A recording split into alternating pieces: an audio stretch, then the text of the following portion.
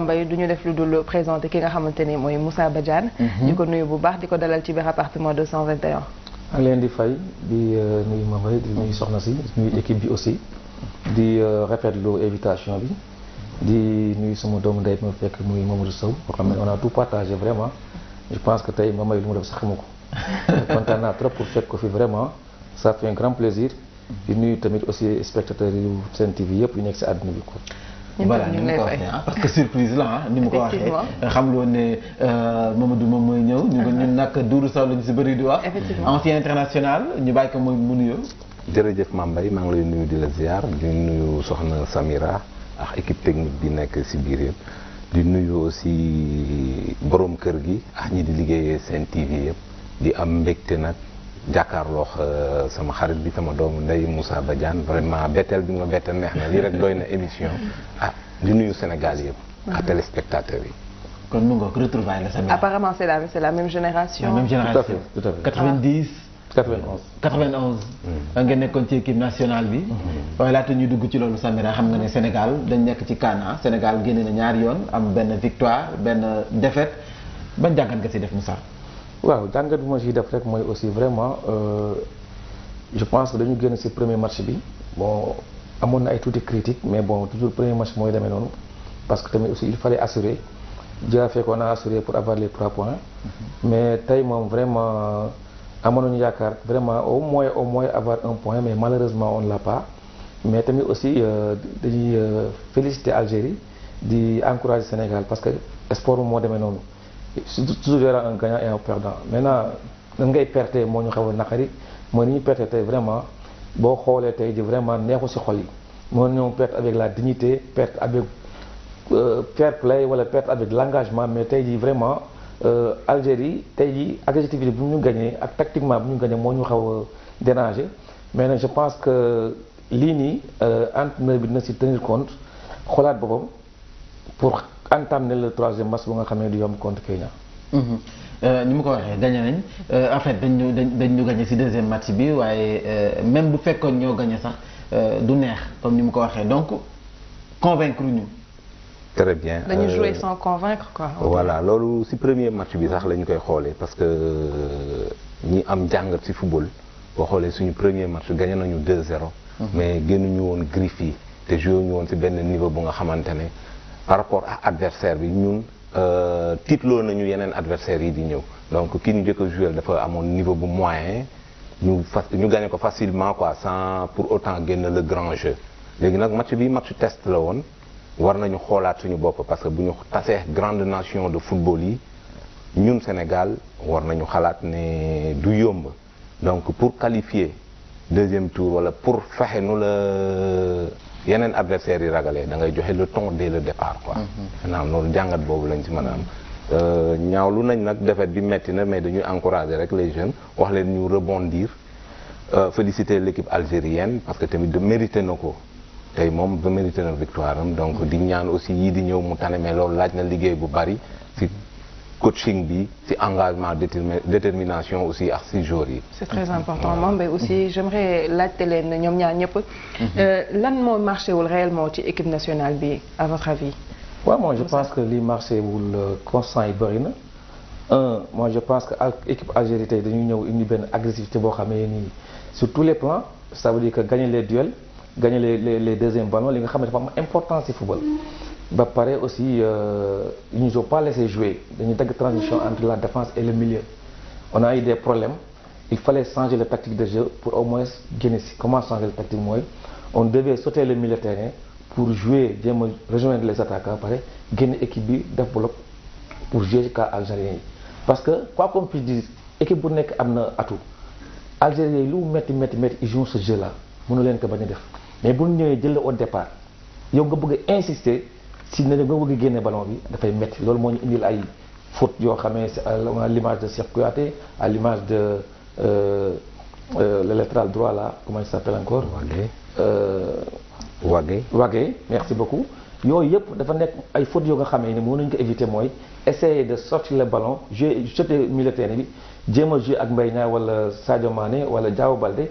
jouer le bloc pour camper le jeu là-bas mais on l'a pas fait on voulait insister toujours di génne ballon bi te milieu terrain bi nga xamee ne Algériens yi dañuy jouer agressivité bal bu ñu yor dañuy ñëw suñu défense yi def benn pressing ba pare tout en sachant comme quoi que milieu terrain bu ñu ñëwee tamit ñu pressing la ñu delloo bal bi loolu bu amee aussi il fallait changer le système mais on l'a pas fait loolu problème bi yëpp moo ñu ko ne indi aussi les balles arrêtées aussi on l'a pas exploité franchement c'est ridicule une équipe nationale moi je pense que tous ces plans là on devait le préparer c'est pas que Henri Saivet moo war a dóor non c'est une préparation ba nga xam ne automatique su amee coup franc wala penalty wala corner à gauche loolu dafay bokk ci briefing entraîneur bi dañuy xam ne Mamay moo war a dem dóori à droite Doudou moo war a dem à gauche Moussa su amee penalty yooyu c'est des terre-à-terre si mais gisuñu ko. moi je pense manque de coordination manque de coordination boobu moo manqué équipe bi ba pare un entraîneur lu fekkee dañuy ñëw indi la benn disposition tactique ça veut dire que tu dois la changer mooy entraîneur da nga am équipe plan B am équipe plan A su fekkee da nga ñëw sa plan A doxul automatiquement tu dois réagir mais gisuñu loolu tey franchement. mais aussi Mamadou mën nañ gis ne am na ay manquants parce que tamit ñoo xam ne gisoon nañ leen ci bii passé bii dañu blessé wala peut-être dañoo am ay li ñu jël ci contre sunu premier match bi moo tax mënuñu football loolu tam man na tax. waaw loolu mën nañu porter préjudice waaye tamit du dara parce que groupe la ñu wax dañuy wax bloc ça c'est un sport collectif te un entraîneur da ngay préparer une équipe ci fànn yu nekk te lii feeñ tey du tey rek la feeñaa parce que ñun amuñu marque de fabrique Sénégal dafa war am façon de jouer boo xam ne même bu fekkee dañu téye bal bi ci loxo di ko joxante sax entraîneur bi loolu la war a imposer ses joueurs loolu benn la parce que match yu ñuy ñàkk ci gannaaw yépp contre Cameroun bi woon coupe du monde bi ñuy éliminer dañuy xaar ñun adversaire bi andi dara ñu door a ñu door a jéem a contrecarrer li muy jouer te loolu du tactique quoi yow da ngay indi sa jeu préparer yeneen façon pour au cas bu la adversaire bi mënee ban changement ngay def pour changer stratégie boo jiitoo tamit nooy def ba yan changement ngay def pour maintenir sa li nga am sa jiitu bi nga jiitu donc ñun waruñu di topp adversaire loolu mooy suñu problème bu njëkk Sénégal depuis ay années loolu dañuy topp adversaire beneen bi tey match tey bi particulièrement match tey bi dañ doon jouer ay naar loolu lañ leen tuddee parce que ñoom seen mental dañu yaakaar ne ils sont plus intelligents que nous daax ñu football ñun ñu combattre loolu ba dindi ko Sénégal dindi na ko yeneen pays Afrique noire yi aussi dindi nañu loolu mais tey ñun suñu force la ñuy fekkisee fighting bi grinter bi moom la ñuy fekkise léegi ñun loolu ñu doon dàkkantalee naan Afrique noire dañuy dóor daal gars yi ñoom ñoo koy andi tey donc loolu aussi joué na lu bari ci match bi parce que ñoom ñoo ñu ci jiitu booy xool algériens yi def nañu faute yu bari mais aussi entame bi aussi mayuñu sax ñu génn bal bi pendant 3 minutes dépassé wuñu ligne médiane bi yàlla def nag après 3 minutes yooyu Sadio Mané def na déboulé génn beneen def beneen ñu am ci genre occasion bu waroon mën a dugg foofu tamit joxe woon nañ fa tombé mais après dañu baisser les bras bàyyi jeu bi à un moment donné algériens yi surtout entame deuxième période bi ba tey buñ ci desee kaw Sadio Mané yaa ngi koy tudd sànq bi mu nekk kon ci matcham bu njëkk duggam baaxul man dama yaakaar ne ni ñu koy utiliser la wala boog Sadio Mané pour utiliser que à son poste de prédilection la ko entraîneur bi utiliser tey mais il faut ay pourvoyeurs de balles il faut que ñoo xam ne ñoo leen di servir ñoom ñii ci kanam parce que ñun Sénégal ça fait ay années amuñu meneur bu ñuy wax ne meneur boo xam ne day téye di football loo équipe bi par rapport ak pays maghrébins yi par rapport ak des fois Mali gi ngay gis ni Ghana mais ñun Sénégal amuñu ay années ngi ni du ñu am meneur de jeu bu nga xamante ne moom mooy alimenter attaque bi mais aussi du ñu am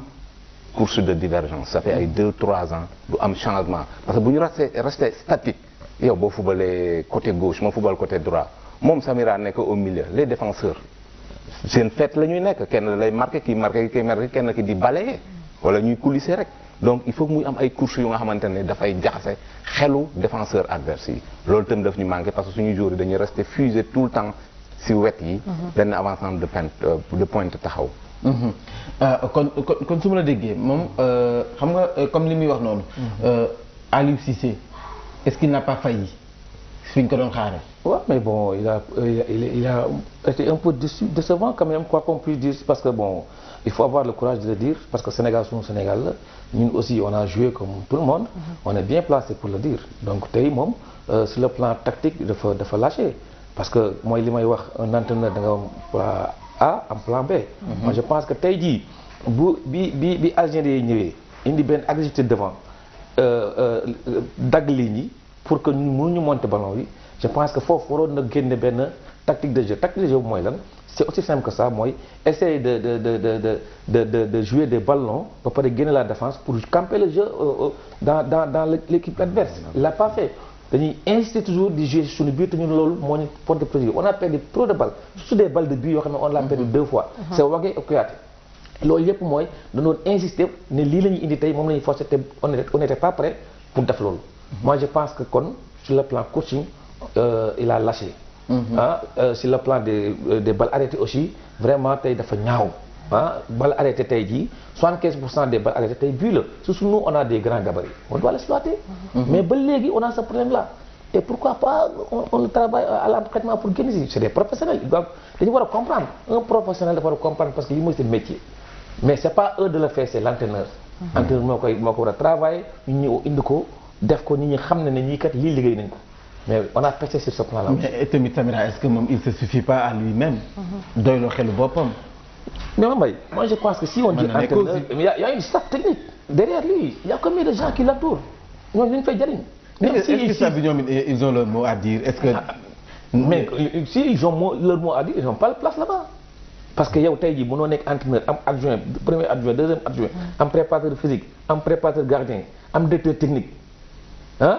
juróom wër la yoo xam ne yépp ci staff lañu yenn erreurs yu visible yi ñu koy gis. c'est terre à terre. Mais voilà tout le monde en parle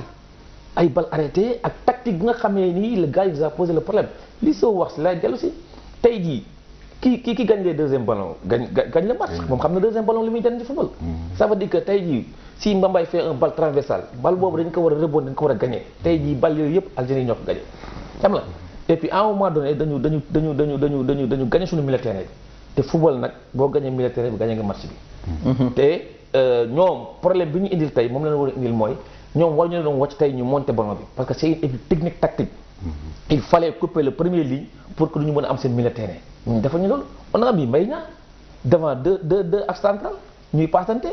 bu dawee dawaat beneen axe central mooy génn def kii nu mu tëddee transmission yi boobu il est derrière c'est ça qui nous a posé des problèmes. Loolu c'est tactique. Ouais, mais aussi Mame Mbaye match su demee bañ naan convaincre wuñu je sais pas si c'est la faute aux joueurs ou à l'entraîneur.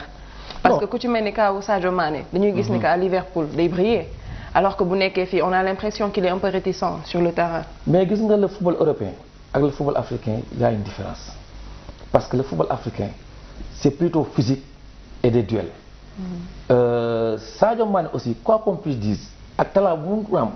mun ñu jël lépp reposer ko ci moom parce que on a un jeu collectif c'est pas un jeu individuel maintenant il faut les mettre dans des bonnes conditions pour nga xam ay qualités à Liverpool on les met dans des bonnes conditions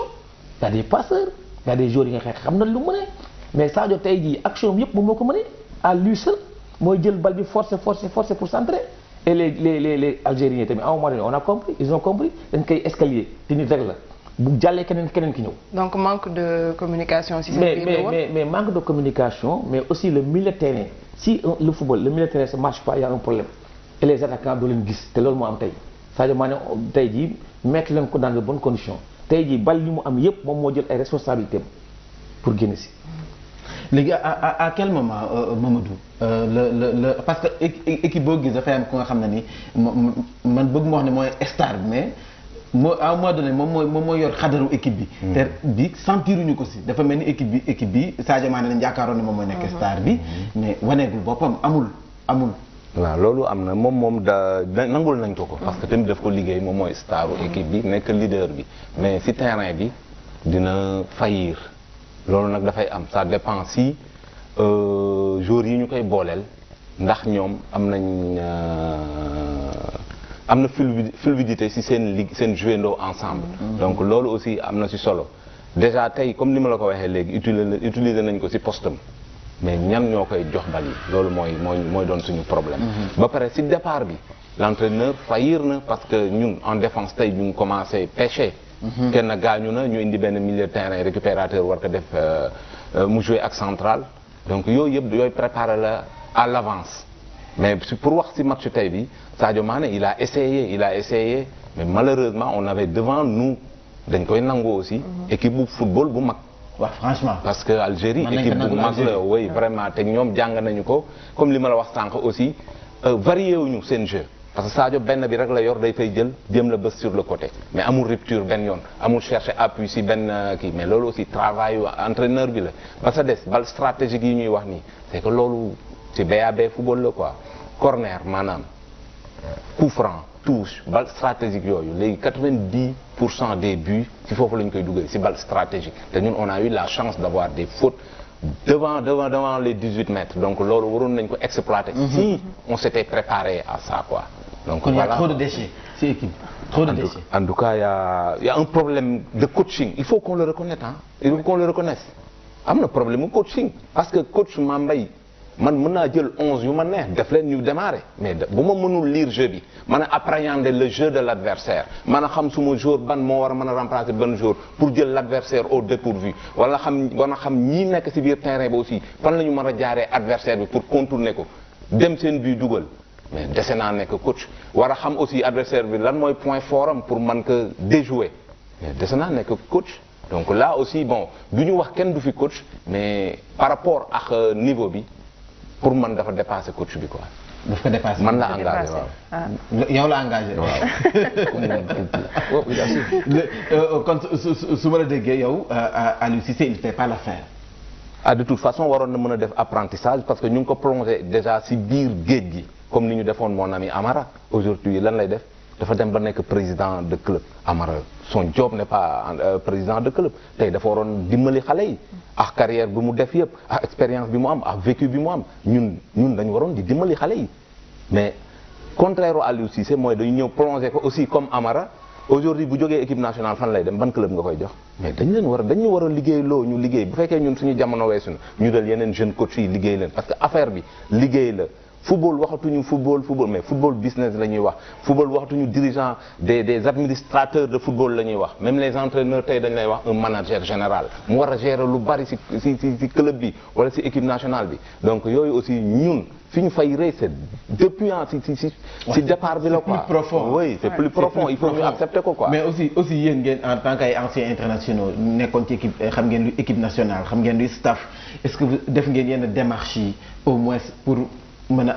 du ma wax mais gunge équipe bi. même bu fekkee da ngeen sentir ne peut-être ubbi ñu leen ko. tout le monde ne peut pas occuper la place donc ay Sénégalais la ñu choix dafay am bu ñu defee choix bu ñu laajee suñu expertise yi dañuy ñëw jàppale leen comme ni ñu koy waxee ndaxte joxe naa ko léegi exemple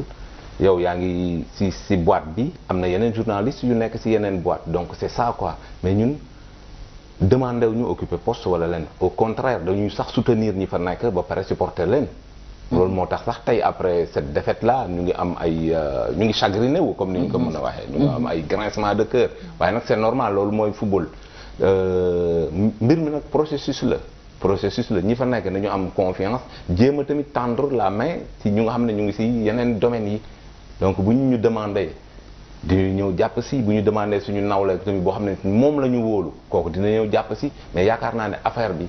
si coin yi ak recoin yi la war a commencer quoi donc processus la ba ñu àgg sur le plan national. mais bu ñu tëbee rek plongé naan ñun ñu ngi équipe nationale pour ne rien faire amul njariñ donc football bi dafa am lu bari lu ñu ci war a liggéey daal. li ci war a toggaat. c'est important Mbaye en tout cas Aliou Cissé am nañu ko mere trop nag. non bëri nañu ko mere ah. Sénégal yi bëri ñu ngi def nañ constat peut-être nee nañ problème mu coaching la mais sànq laal nañ ci tuuti muy génération 2002 ñu bëri bu ñuy jël référence wala sax bu ñuy gis ne sélection bi gën a taxaw génération 2002 lay doon alors que foofu booy seet individuellement boo ko doon jël équipe joueurs yi nekk tey ji ñoo gënoon taxaw ñi fa nekkoon ci wàllu championnat. waaw dëgg la boo xoolee tey ji si comportement défense milieu attaque moi je pense que les joueurs d'aujourd'hui sont plus aptes soo xoolee 2002 di nga ci cité que El Hadj Fadiga mais ñi des yëpp aussi c'est des joueurs yi nga xam ne aussi am nan li ñuy amul mooy football dafa am ñetti parties yoo xam ne ni il faut footballeur bi di ko démarrer ci biir terrain mooy moral détermination ak courage dafa am solo si un athlète de haut niveau. moral bi mooy da nga war a am moral de fer lu ñëw nga war ko dëkku. détermination bi mooy tey si terrain bi lay dee. courage bi mooy dem naa ba si bunt bi kat mootuma dem mais damay yokk. loolu mooy courage. ñett yooyu aussi dafa loolu la 2002 rassemblé woon ba tey ji egg fu ñu war a egg. ak seen complicité bi sax ak seen complicité yi. am na loolu aussi dafa war a renforcer cette équipe là parce que dafa am solo comme on dit mënuma comprendre tey jii à l'absence de Ibrahima Gana Gueye mu feeñ pour une équipe nationale Sadio Mané absenté na feeñ ne feeñul xam la moi je pense que tey jii complicité bi nga xam ne moo waroon am ci équipe bi dafa manqué. te loolu aussi tardé wul on peut la mën nañ ko defaat pour au moins contre Kenya bi ñu gisaat beneen xarkal moom Sénégal. moi je pense que si loolu lañu Aliou Cissé loolu la war a liggéey tey parce que défaite bi tey war na si mën a toog mu jàng si lu bëree bëri ak staffam nag. parce que nag buñ ko joxoon baaraam moom rek parce que dafa am ay staffam yoo xam ne ñoom la àndal wóolu leen ñooñu aussi war nañ ko mën a jàppale si lu mu gisul loolu la staff di jëriñ. mënuñu jël lépp aussi ne Aliou à 100%. joueurs yi am na si part de responsabilité ba pare. les joueurs il faut avoir le courage de le dire. mënuñu jël lépp ne c'est Aliou parce que Aliou entraîneur la. mais man à un moment donné je prends mes responsabilités dans le terrain en tant que joueur parce que jaar nañ ci am na foo xamee nii man damay jël sama responsabilité du l'entraîneur entraîneur bi dama ne yemal fii ma dépassé ko parce que maa nekk si biir terrain bi kon tey ji mun ñu jël lépp rek na Aliou joueurs aussi ils ont des lacunes yoo xam ne aussi il doit y travailler à un moment donné du ma citer joueur mais à un moment donné su suñu milieu terrain benn milieu terrain moom dafa waree na tey dafa waroon gagner match bi te un football c'est collectif parce que au Sénégal mënoo citer joueur ñu defee ne da nga ko bañ ak wala des comme ça. mais dañuy léem rek y a un joueur parmi nous boo xam ne tey jii boo ko jàngee match bi il voulait coûte que coûte gagner ce match là te football c'est collectif. donc yooyu yëpp je pense que war nañu ko mën a jàngat pour préparer le match contre Kenya bu ñu bëggee sori si compétition bi. waaw bu ñu bëggee sori am yaa ngi cité woo mais peut-être man def naa benn constat. moom waxul joueur mais man dama gis ne tey jii ki nga xam ne mooy Sadio Mané. à un moment donné il était individuel da doon forcer pour moom ku dafa war a dugal. loolu moo tax xàmmewuñ ko sax d'ailleurs. waaw xam nga peut-être pression bi la poids bi nekk ci kawam coûte bi mooy sama premier match bi ci CAN bi war naa dugal war naa def différence. xam nga loolu sax des fois jour buy fippu la rek dafay mel ni fas booy téye dafay jékki-jékki fippu ne damay dem. parce que booy xool bëritu Sadio Mané xaw na tiital algérien yi mais ñun dañu waroon exploiter loolu parce que côté droit boobu nappoon na son vis-à-vis direct. mais malheureusement comme li ma la wax bi ñuy tàmbali c'est-à-dire amul ñu nga xamante ne ñoo koy alimenter. joueurs yi ils sont bons au milieu. mais est-ce que ay pourvoyeurs de ballon lañ parce que dañu bari ay récupérateurs ah. beneen faille bi am au milieu gis nga un milieu terrain boo si boolewul ku nga xam ne am na taille buy gêner adversaire bi dafay exploiter loolu ñun on a de bons joueurs au milieu mais ils sont de petite taille alors que Cheikhou Kouyaté loolu lañ ko doon exploiter ak Cheikh Ndoye loolu daf ñu doon jariñ te loolu tàggatéere nga xool ko ci li ma lay wax ci football même grand club yi dañuy ut milieu terrain boo xam ne dafay gêner adversaire bi parce que war nga am taxawaay pour revenir nag ci Sadio c'est-à-dire moom dafa jéemoon rek jël responsabilité def rôle leader mooy jéem a def ay exploit individuel mais ci benn fànn ci benn yoon rek la jël benn yoon boobu nag wax nañ ko sànq gars yi comprendre ko dañ koy escalier rek soit bal bi dafay génn wala kenn couvrir yokk bal bi donc voilà quoi. te peut-être si baax de équipe boo gis dafa nee na joueur dañuy rax caay-caay xam nga 2002 peut-être gis nga El Hadj Diouf caay-caay ko mu amoon peut-être ñu si bëri dañ ko si doon bàyyi xel mais man ñaari match yi nga xam ne moom moo wees gisuma si benn joueur bu nga xam ne à la limite ñun la ñuy napp. jëlal exemple lu Mahrez def na caay-caayam sax ba si biir 18 am pour provoquer les Sénégalais à la faute. donc ba si biir 18 mètres am téye na fa bal après dégager ko des fois 3 Sénégalais wër ko mu jéem a def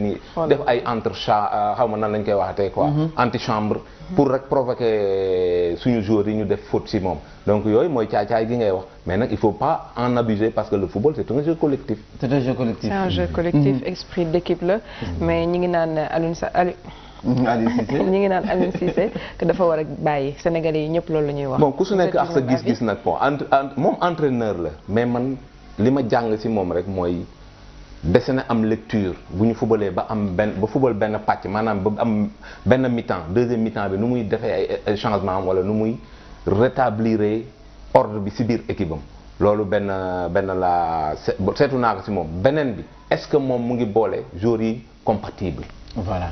est-ce que mu ngi boole joueurs yi mën a àndandoo quoi. laax bi fi muy neexee. pour mën a am une équipe. parce que mën nga am sélection. am sa ay joueurs yu baax mais pour nga am équipe bi mooy nekk problème bi te apparemment Sénégal loolu tam mooy nekk ci li nga xam ne moom mooy problème parce que bu dee individuellement comme ni ñu ko waxee sànq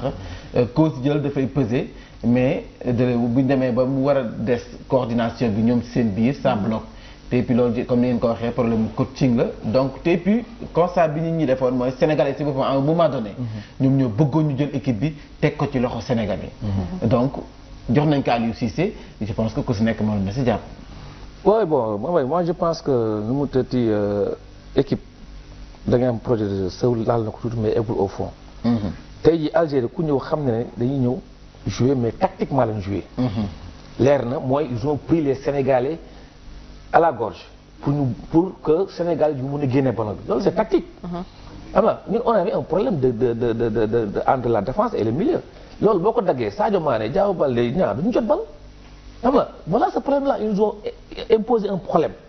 mais le problème là mënuñu ko résoudre te on pouvait le résoudre ça veut dire que loolu mooy projet de jeu da ngay ñëw ne man lii laay indi ko gëm ko def ko ñun loolu lañ def ñun à un moment donné coûte li ñu indi doxul te bëgguñu ko changer. mais loolu aussi c'est qui c'est l'entraîneur mais ñun ñuy toog ci télé yi di seetaan sax xam na ne le fond du problème mooy il fallait sauter le milieu et rejoindre l'attaque ba pare yóbbu bloc bi pour camper le jeu dans le cas algérien loolu c'est très triste je pense que loolu kañ un entraîneur war na ko mën a lire wala c'est ses adjoints. yow gisoo nga ne ci banc bi amoon na ñu nga xam ne ñoom il faisait l'affaire. mais ils sont là-bas pourquoi parce que tey jii ànd dafay sincère. ànd dafay sincère ànd dafay laaj ñemente man bu fekkee Mbaye mooy entraîneur principal wóolu ma jël ma je n'hésite même pas à le dire la vérité quitte à que mu ne ma Moussa moi je te remercie wala déet mais su ma gisee loo xam ne demal dinaa ko alerter est-ce que loolu mi ngi am ci équipe bi est-ce que jëluñu lépp wàcc ak Aliou est-ce que tey jii ñi muy àndal dana gis dara war ko wax buñ ko waxee seen jaan wàcc na mais buñ ko bañee wax aussi seen place mérité wuñ ko fa moi je pense que mënuloo am staff en tant que entraîneur am adjoint am deuxième adjoint am directeur technique am entraîneur gardien am entraîneur préparateur physique ñooñu ñëpp wër la yenn fois yi di am te mën la ko résoudre. kon y a un problème. mais tamit dañ koy faral di gis te Sénégal dañ koy cas dafa mel ni entraîneur bu ñëw da nga am say joueurs bopp. ñoo xam ne ñoom ngay privilégié ñu si des moom peut-être dañ leen fa teg nii rek pour la forme. waaw non entraîneur xam nga métier entraîneur tamit dafa xaw a doy waar. parce que ki nga am yaakaar rek tànneef la ki nga am yaakaar ne moo mën a def sa affaire moom ngay jël même bu fekkee 15 millions sénégalais yépp ne lii baaxul yow ngay entraîneur mais responsabilité bi yow la da ngay xool ñi nga yaakaar ne ñooy indil ndam dëkk bi. donc loolu aussi dañ ko koy accepter mais am problème lecture de jeu laay wax man c'est-à-dire ñun tey waroon nañ sentir ne l'adversaire était supérieur. exactement surtout bi ñu jeexalee première mi-temps. donc bu ñuy ñëw waroon nañ. xëccaat tuuti suñu ay excentré wala boog suñu ailier parce que Diao Baldé ak Sadio Mané waroon nañ leen xëcc tuuti dëral leen ñuy gonfler tuuti milieu bi parce que on avait perdu la bataille au milieu. quoi qu'on puisse dire parce que adversaire bi moo doon dérouler ci jeu bi donc moom aussi bopp am na droit def choix am ne kii la doyloo mais na faxe bay boole ñi nga xamante ne seen ànd dana rafet. ba xam ne aussi ñi muy àndal ñuy ay adjoint et tout. ñu mën a lire parce que c'est que yàlla minimum quoi war nga yëg ne Algérie bii am na fu mu may créer les problèmes war nga yëg ne sama équipe bii am na fu muy fayiree ma préparé ko nag c'est que lu ñuy waajal la à l'avance ma préparé ko nag ne sa waay kat lii moo fi sës tey dañuy changer suñu stratégie dañuy changer suñu système te nii lañ ko war a dérouler demande à Mbaye mu def lii parce que loolu lu ñuy travailler tamit à l'entraînement balaa ñuy ñëw ci match bi mais man du ma ñëw ci match bi rek ne laan Mbaye nii doo xam looy def mais dama lay liggéey loo je pense qu'ils n'étaient pas préparés psychologiquement parce que yéen en tant que des anciens footballeurs bi ngeen daan dem ci match di dem seetaan da ngeen di préparer psychologiquement mais on sentait que ci match bi que joueurs yi genre dañuy mel ni ils se disent que non il y avait pas la pression mais ils se disent que Algérie du dara dañu xeeboon équipe bi on dirait excès de confiance quoi excès de confiance je pense bien mën na ne nag parce que bon li ñu am résultats yi ñu am ci seen club yi mën na leen pousser ñu am peut-être excès de confiance boobu mais est-ce que comme li ma wax sànq bu ñu àndee ñoom seen biir pour l'équipe nationale dinañ am force boobu parce que ñun comme ni ñu ko ñëpp di waxee individuellement on a les meilleurs mais une équipe dañ koy defar. c'est que am équipe wute na am ay joueurs. boole les meilleurs au monde nga ne ñi ñoo daax fa mais équipe da nga koy defar. loolu la rek kon Samira dañuy dem service commercial après doog ñëw ci deuxième partie bi. donc de retour ci seen appartement 221 ñu ngi leen di fàttaliku ñu ngi ànd ak Moussa Badiane ak kii di Mamadou Sow. voilà appartement 221 tey anciens internationaux lañ fi dajal ñu fas yéene waxtaane 100% CAN ak équipe nationale bi sànq Grand Sow dafa wax lu nga xam ne peut-être dese naa see d'accord ak moom muy coach bi am na droit peut-être kii la am confiance mu dugal ko mais bu fekkee dañ ne staff la dañuy gis ne kii moo fi war a nekk kii lañ fa war a teg mais pas parce que man kii moo ma doy ma teg parce que parfois ki la doy man na bañ a def l'affaire mais n'empêche que dañuy gis coach yi dañuy ji am seen jour rek mise si moom teg ko ci peut-être aspect pécuniaire am na ci wala peut-être sama élément la woon war naa ko def mu fës mais loolu mën na yàq tamit. ñu ngi koy waxtaanee genre yooyu. c'est ça. dëgg la moi je pense que soo xoolee liste fu mu war a génnee du Sénégal rek liste fu mu war a génne rek bu liste bi génne rek y a un problème parce que di nga éliminer di nga jël moi je pense que liste bi boo xoolee peut-être y a un élément près bu ñu jëlul ci 23 yi moo tax bi liste bi génne bariwul bruit noonu peut-être y a un point de standing bu nit ñi kaas tuuti. Kara ak bon Kara aussi il faut essayer de comprendre. xam nga parce que bon quoi qu'on puisse dire aussi. Kara sur le plan compétition il a des problèmes parce que tamit si tu suis Kara bi muy jógee André dafa dem Nantes bi mu demee Nantes aussi si banc bi la toog te lenn sélection jour c'est la compétition moo koy joxe. Ah d'accord. Donc Kara moi je pense que ñàkk sélection aussi du ma si mën a xëcc Aliou de trop parce que dafa sélectionné si ay compétiteurs. te Kara à un moment donné tey année dafa metti delluwaat na Belgique aussi ba léegi doxul nu mu war a doxee. tey jii équipe mel ni Nantes en tant que ancien international défenseur bu ñëpp yaakaar boobu football y a un problème. y a un problème ça veut dire que moi je pense que le problème n'est pas là-bas problème bi mooy le cas de santé la nit ñi xaw a casse tuuti. te loolu te loolu foo dem am na parce que on n'a pas un gaucher de métier. on a qu'un seul gaucher il est dans Sabaly c'est un droitier mooy le on n'a pas un gaucher dans un terrain te équipe dafa am équilibre dafa am droitier am gaucher te kaw santi moi je pense que tout le monde en parle ñëpp bëgg casse mais peut-être bon. l'entraîneur a toujours raison li may wax rek mooy aussi joueurs yi nga xam ne jël na leen bi mu leen jëlee aussi bëriwul bruit noonu mooy peut-être il a pris les meilleurs et puis ñi nga xam ne ñoom ñoo joué éliminatoire bi ñoom la jël mais nag comment composer ces joueurs là foofu la problème bi nekk ban tactique laa war a jouer par rapport ak joueurs yi ma am nan laa war a déjouer l'équipe bi ma war a dajeel nan laa ko war a déjouer loolu mooy problème bi Algérie indil dama problème ban problème laa war a ban tactique laa mën a indi pour génn si ban changement laa war a indi pour que vraiment tey jii équipe bi mën a porter à haut on a ce problème là mais c'est pas un problème de Kara Maché on a pas un autre défenseur mi ngi si banc bi un libéro qui joue bien moi je pense que problème bi feeñul foofu. mais je pense que man problème technique waruñu ko war a mën a am parce que tamit quoi qu'on dise Aliou Cissé lu ñu ko mën a critiquer loolu war na mën a dépasser loolu côté xam-xamam. waaw mooy li may wax rek mooy que Aliou aussi dafa am staff est-ce que staff boobu aussi c'est des visionnaires wala boog li nit ñi gisuñu ko wala boog ñoom ñi ngi waxtaan ak Aliou wala Aliou li ñu koy wax defu ko. est-ce que nekkuñu fa nii rek que de non tamit. y a problème parce que c'est des problèmes terre à terre. mën na fa nekk aussi que de non. gis nga moom moi je pense que lan la équipe nationale di pêcher ci ay coups francs ay balles arrêtées. non c'est terre à terre mais loolu club yi sax duñ ko pêcher sax quand on équipe nationale. ça veut dire que exploiter des coups francs et des corners loolu je pense que équipe bu ne war nga mën a ngemboo booy dem.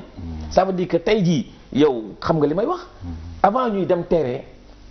tous les trucs sont déjà préparés. ça veut dire que corner à gauche c'est Moussa Badiane corner à droite c'est Sow. coup franc à gauche c'est diw penalty c'est kooku dañ koy tënk teg ko loolu nag dañ koy entraîner. ba nga xamee ni tënk nañ ko pare ñu ko yóbbaale mais gisuñu ko fa tey jii si les Sénégal disent que on a un tireur de coup franc c'est ALCB mais c'est grave pour une équipe nationale. c'est grave c'est parce que entraîné wuñ ko te loolu c'est des choses yi nga xam ne nii à un niveau waruñu ko fa gis lu mel ni Coupe d'Afrique. franchement pour une équipe bu nga xam ne dañ ko classé woon favori. ñu ñëw yenn détails yi. ba loolu xam nga loolu mën nañu jëriñ quoi gis nga defee tey bi mën nañ ci jàng lu bari mais wax nga sànq lu nga xamante ne par rapport ak adjoint yi. parce que il faut que ñu nangul entraîneur aussi le dernier mot l'appartient. franchement waaw waaw parce que gis nga gars yi dinañu joxe seen xalaat dinañu proposer def ay propositions mais entraîneur bi choix bi bu mujj bi moom la donc loolu dañ ko koy nangul parce que ñun ñoo ko choisir. beneen bés des si problème mu CV wala Kara et tout fenn la laa d'accord la man bu may génn Kara damay andi un joueur bu nga xam ne place poste boobu la koy remplacer mais du ma sóor Cheikhou Kouyaté muy nekk en même temps doublure au milieu et en même temps doublure dans l'axe. ay polyvalent. waaw te peut-être jour bi dina ko jouer ci clubam mais est-ce que dina mën a tontu bu ca war ci équipe nationale. Prenons l'exemple de Wagué. ci club bu nga xam ne dañuy jouer la tey mu ngi bëgg wàcc loolu ci équipe nationale bi mais est-ce que ñun préparé nañu à ça. am na ñu koy critiquer Wagué bi mais parce que loolu lañ ko inculqué loolu ko club bi ko jëlee l'un des meilleurs des plus grands clubs au monde loolu la ko jëlee te moom la koy utiliser donc moom loolu lay wàcce li mu jàng moom lay tari donc voilà quoi léegi nag yow entraîneur bi yaa jéem a def maillon xool nooy boolee gars yi gën ko expliquer psychologiquement am na nu ñu war a kiwees et puis dans bi xam nga ni ñuy entraîner nan la ñuy préparer kii pour ñu atteindre niveau am kii pour ñu atteindre façon de jouer am lii la ñu war a def après ñu mën a defar équipe mais vraiment Sénégal bu ñuy wax individualité moom kenn ëppale wuñu ko mais équipe moom mais Bambey nga baal ma mais xoolal tey jii l'entraîneur algérien Ben Badi de premier minute match bi ba fin bi moom il joue son jeu toogul mi ngi insister mi ngi yuuxu mi ngi replacer mi ngi voilà tu le sens nga xamee ni kii il est venu avec un désir de gagner ça veut dire que tey jii moi quand j'ai vu l'entraîneur algérien depuis le coup de sifflet de départ ba à la fin toogul mi ngi jaabante mi ngi yuuxu mi ngi harcelé mi ngi replacé mi ngi si jeu bi bañ na ko ba tey blouson la sol maillot la sol ak kii ça veut dire que tey jii service commando la ñëwee mais loolu la ñuy xaar si entraîneur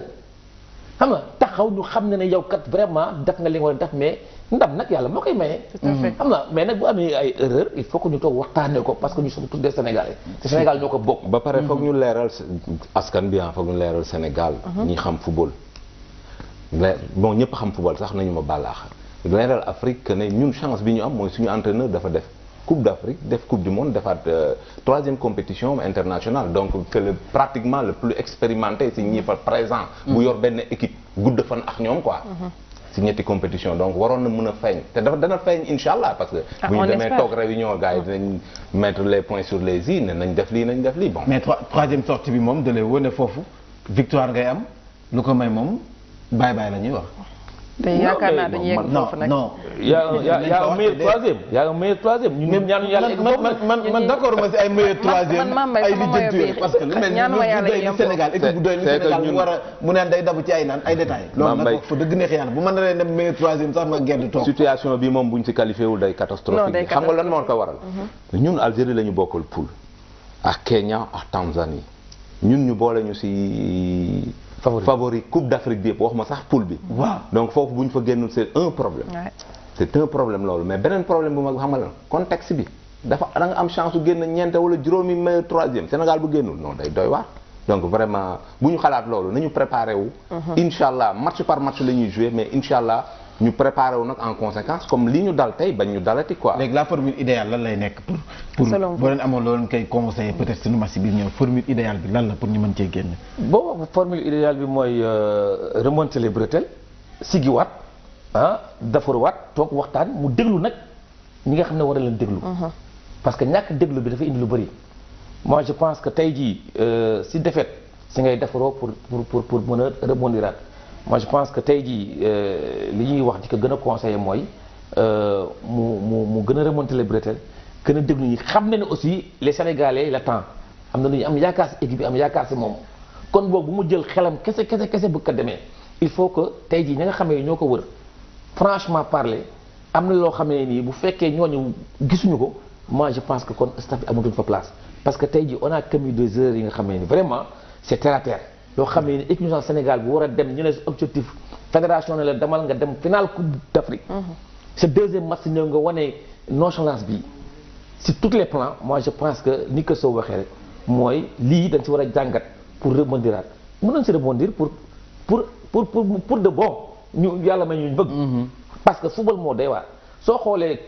Copa bi mais xoolal le départ de Argentine